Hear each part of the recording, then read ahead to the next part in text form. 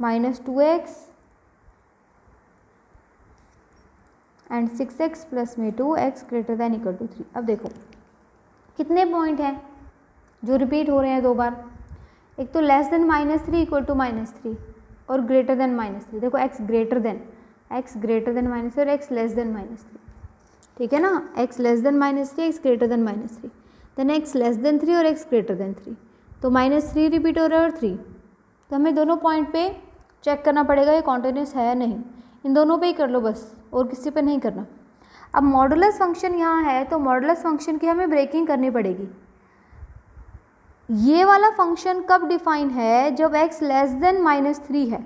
खुद ही दे रखा है इसने कि x को लेस देन -3 रखेंगे तो ये वाला फंक्शन डिफाइन है। अब आप मुझे बताइए -3 से छोटा -3.1 ले लो, -3.5 ले लो, -4 ले लो, कुछ भी ले लो -3 से छोटा, इसमें डालोगे, ब्रेकिंग कर रहे हैं हम, इसमें डालोगे तो ये नेगेटिव निकलेगा या पॉजिटिव? Obviously negative.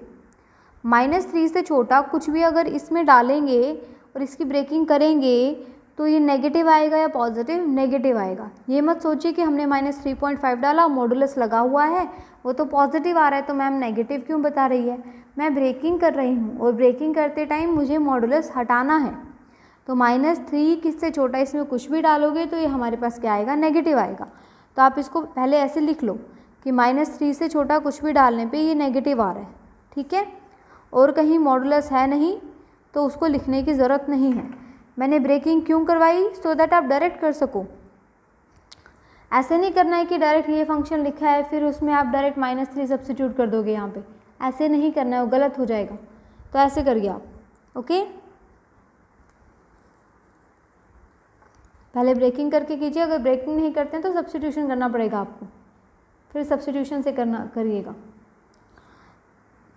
अब देखिए पहले एट x इक्वल टू -3 पे चेक कर लेंगे ना बस। अब left hand limit x approaches -3 function x this.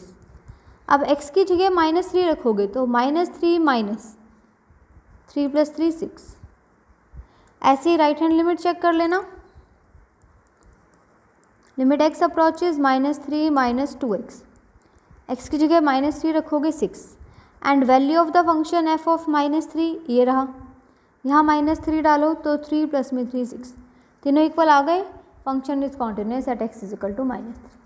ऐसे ही एट x इक्वल टू 3 पे चेक कर देना। लेस देन 3 के लिए ये रहा, ग्रेटर देन 3 के लिए और इक्वल टू के लिए। तो यहाँ पे तो पॉइंट ऑफ डिसकॉन्टिन्यूटी हमें नहीं मिली है, ठीक है ना। ये कॉन्टिन्यूस हो गया, फंक्शन क्या हुआ? कॉन्टिन्यूस हुआ एट x इक्वल टू -3।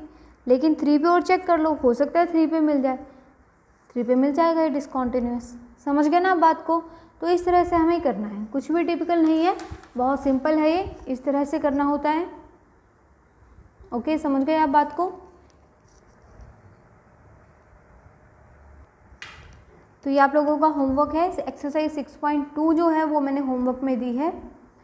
जो भी क्वेश्चन दिए जाते हैं वो कंप्लीट करिएगा, क्योंकि आप जितनी प्रैक्टिस करेंगे उतना अच्छे से आप लोग कर पाएंगे, मिस्टेक होने के चांसेस कम रहेंगे।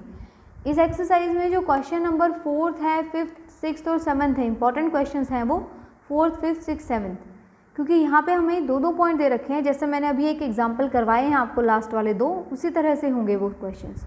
एक्सरसाइज के 4th, 5th, 6th and 7th question उसी तरह से होंगे जैसे मैंने आपको लास्ट 2 एग्जाम्पल करवाए हैं।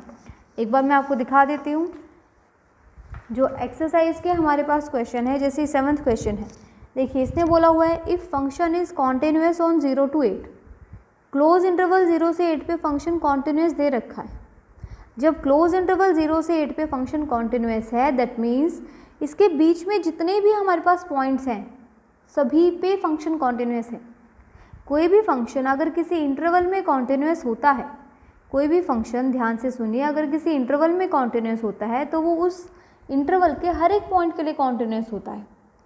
जैसे 0.1, 0.11 सभी पॉइंट के लिए, 0 पे भी होगा और 8 पे भी होगा और इसके बीच के सभी पॉइंट के लिए, क्योंकि क्लोज इंटरवल है ये, ठीक है ना। तो यहाँ पे देखिए हमें किस किस पॉइंट पे कॉन्टिन्यूटी चेक करनी है ये हमें समझना है।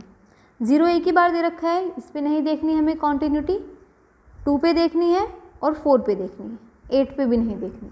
0 और 8 पे फंक्शन कॉन्टिन्यूस तो है, लेकिन जो पॉइंट हमें दो दो बार दे रखे हैं उन्हीं पे कॉन्टिन्यूटी चेक करेंगे, 2 पे और 4 पे। तो 2 पे कॉन्टिन्यूटी चेक कर देना और 4 पे चेक कर देना और फिर ए और बी की वैल्यू निकालना। समझ गए? ऐसे ही इसमें ए और बी की वैल्यू निकालनी है। लेस देन 2 दे रखा है, greater than 2, less than 5, greater than 5। ये तो समझ ही गए होंगे आप। तो इस तरह से आपको क्वेश्चन करने हैं, ध्यान से कर लीजिएगा। जिसको नहीं समझ आए कोई भी क्वेश्चन वो डाउट ले लीजिएगा। ठीक है बेटा? Okay, thank you so much.